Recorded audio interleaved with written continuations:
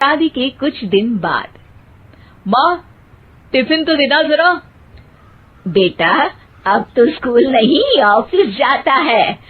माँ से नहीं, अपनी बीवी से टिफिन मांगा कर। ओके माँ।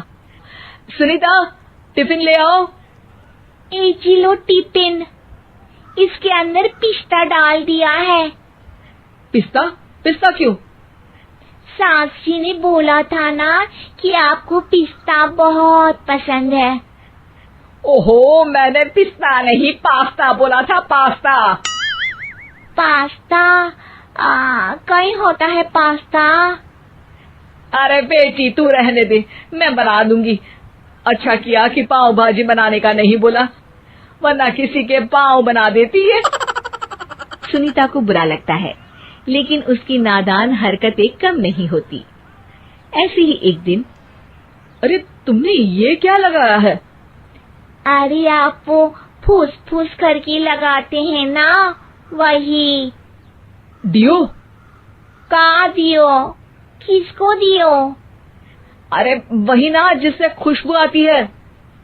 हाँ हाँ, सही पकड़े हैं। अच्छा, लेकर तो आना। कौन सा डियो लगाया तुमने? अभी लेकर आते हैं जी। संदीप की बात मानकर सुनीता अंदर से खुशबू वाला फुसफुस लेकर आती है। ओएमजी! ओएमजी मतलब ओ माय गणेश ना। अरे ओएमजी छोड़ो, और ये खुशबू वाला फुसफुस की बात कर रही थी तुम? हाँ, इसी की। फिर से सही पकड़े हैं। अरे देवी, लेकिन आप सही नहीं पकड़े हैं, ये डियो नहीं है। डियो नहीं है तो क्या लियो है? अरे ये रूम फ्रेशनर है, जिसको कमरे में छिड़कते हैं, खुद पर नहीं। कोई बात नहीं, माँ कहती थी आत्मा किराएदार है, शरीर एक किराए का कर्म। हम शरीर पे ये डाल लिए तो क्या फर्क पड़ जाएगा? अरे बहू, ओ बहू, मेरे लिए फल तो ले आ, फिर मैं बाजार जाऊंगी। सुनीता अपनी सास के लिए फल लेकर आती है।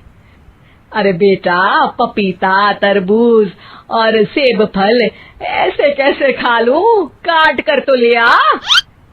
माँ जी, मेरे गांव में तो खेत से उठा के सीधा खा लेते हैं। अरे ये तेरा गांव नहीं है ना। अरे संदीप, तू ही कुछ समझा देना इसको बेटा। मैं कैसे समझाऊं माँ, ये तो माइक्रोवेव को भी भट्टी बोलती है। कल मैंने बोला हाय कैसी हो, तो बोलती है किसी को हाय नहीं लगानी चाहिए। अरे सुनीता, तेरा क्या होगा? अभी तो कैसे बताऊं माँ जी, अभी हम कुछ करेंगे फिर पता चलेगा क्या होगा, लड़का या लड़की। हे भगवान, कहाँ से आ गई ये? रामपुर से जी, आप ही तो लेकर आए थे मुझे। अरे मुझे माफ कर दो।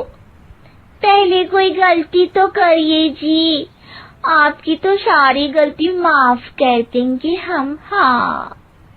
अरे बहू, मेरी बात सुन। फल यानी कि फ्रूट जब भी लाए ना तो काट कर लाना, ठीक है? जी ठीक है माँ जी, फल यानी फ्रूट यानी काट के लाऊंगी। सुनीता रोज ही कोई ऐसी हरकत कर देती जिसकी वजह से उसे घर में दो बातें सुननी पड़ती। एक दिन। माँ, मेरे बॉस घर पर आने वाले हैं शाम को। उनका बर्थडे है, फैमिली साथ नहीं रहती उनके, तो यही पार्टी कर लेंगे। उनको अच्छा लगा तो शायद मेरा प्रमोशन भी हो जाएगा।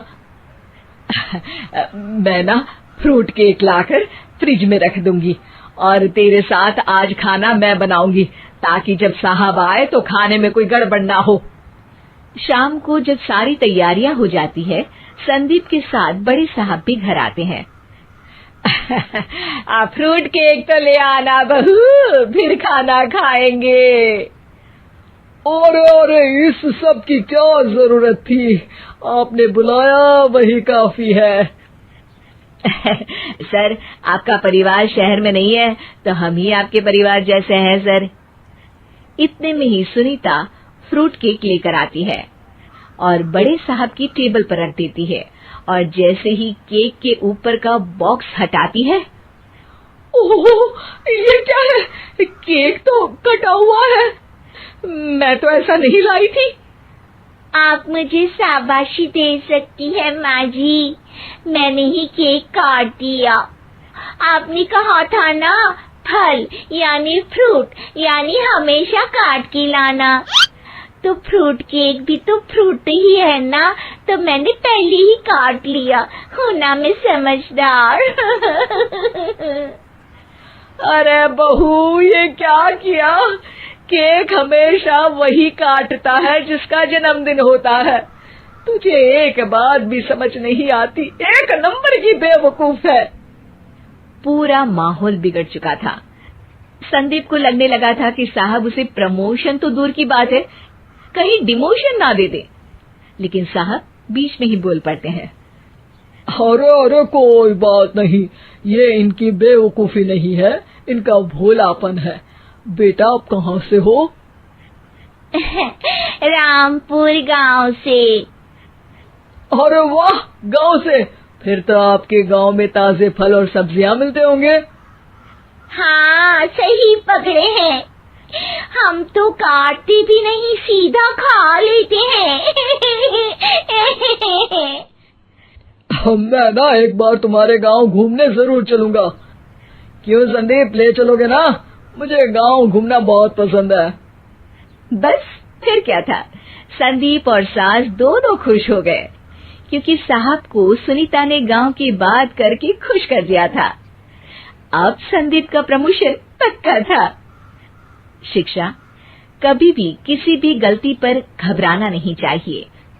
हो सकता है कि उस गलती की वजह से आगे बड़ा फायदा हो जाए।